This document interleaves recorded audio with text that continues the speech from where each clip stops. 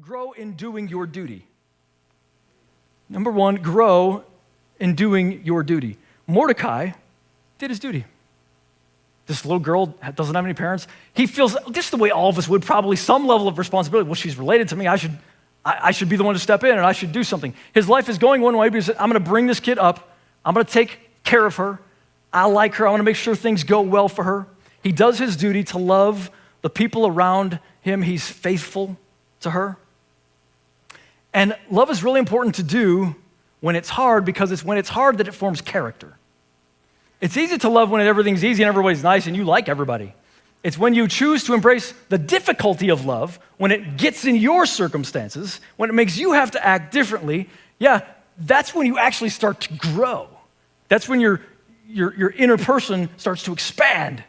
And now you're actually becoming loving from the heart, not just loving because it's easy. And Esther is Mordecai's, if we look at this sovereignly like we were talking about last weekend, Esther is Mordecai's sovereignly picked person. God picked Esther to give to Mordecai. God picked Mordecai to give to Esther. He picked her. And now he gets to love her and be near her and raise her up. God has given each one of us people that are around you that probably you picked. You're like, I like this person. Let's be around them and let's love them well. But he's probably also given you some people that you didn't pick. Right? There's some people that you're like, how do I get out of this? What do we got to do? God, take them away, or take me away, or do something. And it could be someone related to you. It could be something you married into. It could be your spouse's weird friend. It could be someone you work with. It could be a neighbor. It could be a whole bunch of people that you're just like, why? And there's a spectrum of how hard it is, but whatever they are, I want to remind you or introduce you for the first time to the concept of the sandpaper person. The sandpaper person. Okay, you and I have hard people, or we could call them sandpaper people, and they are sandpaper to us. Here is a little plank of wood. Imagine this is you and I. Now you can see it's a little bit gnarled. It's not necessarily smooth. It's wood for sure, but it's not anything necessarily that could be totally used yet until we take some sandpaper to the wood. And this is what the great carpenter Jesus does with every one of us. He says, well, I got them and I got them. They're not easy, at least not for them. But here we go. And he starts to rub them and their life and their weirdness all over your life. And he's trying to, what's he trying to do? He's trying to shape you and smooth you out so that their weird jaggedness actually no longer bothers you as much. Why? Because your heart is just now, it's more loving. Now, God could just command you to do it, but he's already commanded you. You know that you're supposed to do it, but it's not until we can't get away. We're like, let me out of here. God's like, no. Boom. And you change departments, and then she changes departments, and she just follows you right along because God is sovereignly keeping her, your picked out person, and he's like, no, we got to finish this.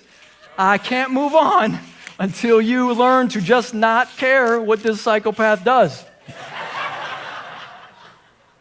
Sandpaper people. Do you have a sandpaper person? Oh, baby. I think one of God's purposes is that we actually graduate from having them as a sandpaper person and we start to see them a little more like Jesus sees them. And some of their weirdness, it's just even maybe, it maybe doesn't bother us, maybe it even becomes endearing after a little while. Because why? Because Jesus wants to use the trap to shape us. And if we're not out of the trap, we might want to ask the question, okay, who is near me that God is wanting me to love just as they are, just to be in their corner, whether it's just to endure them, or maybe it's to build them up or encourage them, who is around me sovereignly in my life, that it's in my trap, that maybe it's about me being able to get over the fact that I don't like them. And I'm not saying you'll ever like them, okay? Just FYI, I got like 20-year sandpaper people, y'all. Like, I don't know. They're still there, okay? So, and it's a little easier by the grace of God, but I don't know. I might go to heaven before that's all done, but all that to say, they're sandpaper people. So, for you, It might be the soccer mom that you just, man, she's at every game, and you're like, why?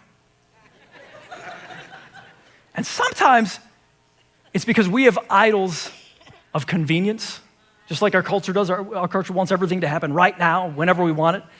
And this person gets in the way of us having what we want right now, whenever we want it. Or they don't think like we're as awesome as we think we are, and so that comes up against us. And yet, what is that? That's an idol of ourselves that we have that God is He's trying to sand down. Let's get rid of that thing, man. What's he doing for you? A different way to ask it is, who's your homework? That sandpaper person could be your homework. Esther, praise God, got to be Mordecai's homework. That was one of his good ones. We're going to see Mordecai has some sandpaper people coming. But who's your deposited from God person that might be sandpaper to your soul?